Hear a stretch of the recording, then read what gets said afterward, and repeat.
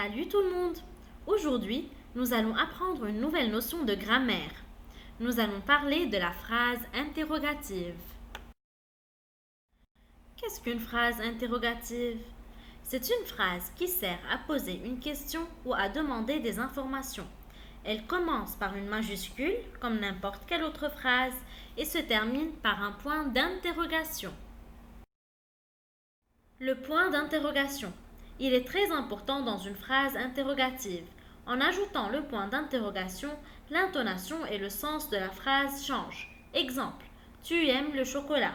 Cette phrase est une affirmation. Elle dit oui, tu aimes le chocolat. Prenons la même phrase mais remplaçons le point par un point d'interrogation. La phrase devient tu aimes le chocolat? Grâce au point d'interrogation, l'intonation et le sens de la phrase ont changé. On ne sait plus si la personne aime le chocolat. On est en train de le lui demander. Quand on pose une question, on utilise souvent des mots interrogatifs. Les mots interrogatifs sont qui, comme dans qui veut manger une banane? Que, comme dans que penses-tu de ma coupe de cheveux? Quand, comme dans quand le film commence-t-il? Combien, comme dans combien ce pantalon coûte-t-il? Nous avons aussi comment, comme dans comment s'appelle ce chat? Où, comme dans où se trouve la piscine? Pourquoi, comme dans pourquoi pleures-tu? Est-ce que, comme dans est-ce que ce lapin mange tes carottes? On a aussi quel, comme dans quel animal préfères-tu? Animal est un nom masculin, donc on écrit quel, Q-U-E-L. On a aussi quel, comme dans quelle jupe choisir? Jupe est un nom féminin. On écrit alors quel, Q-U-E-2-L-E. Pour poser une question, on inverse parfois le sujet, c'est-à-dire qu'on met le sujet après le verbe. Exemple, tu travailles le soir. Cette phrase se termine par un point. C'est une phrase déclarative.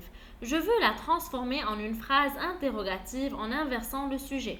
Elle devient alors travailles-tu le soir? La première modification qui fait le changement du ton est le point qui est devenu un point d'interrogation.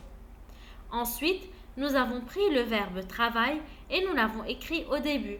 Puis, nous avons mis le sujet tu après le verbe. On a alors eu travailles-tu le soir? Quand on inverse le sujet, on n'oublie pas de mettre un trait d'union entre le verbe et le sujet. Petit exercice. Arrête la vidéo, lis les phrases suivantes et essaye de découvrir quelles sont les phrases interrogatives. Puis, redémarre la vidéo pour avoir la réponse. Allez, commence. Voyons la réponse. Où sont les cochons? Cette phrase commence par le mot interrogatif où et se termine par un point d'interrogation.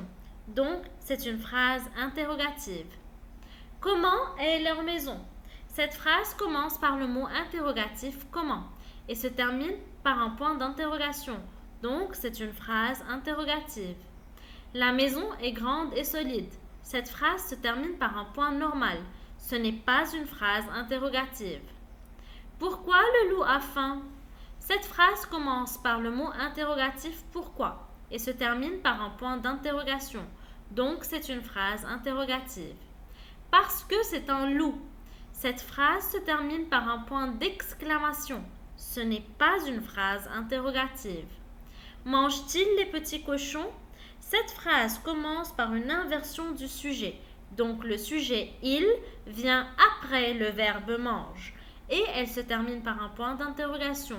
Donc c'est une phrase interrogative. En résumé, la phrase interrogative sert à poser une question ou à demander des informations. Elle commence par une majuscule et se termine par un point d'interrogation. Quand on pose une question, on utilise souvent les mots interrogatifs qui, que, quand, combien, comment, où, pourquoi, est-ce que, quel ou quel. On peut aussi inverser le sujet et le verbe, c'est-à-dire mettre le sujet après le verbe. La vidéo est terminée. Merci d'avoir écouté et à bientôt.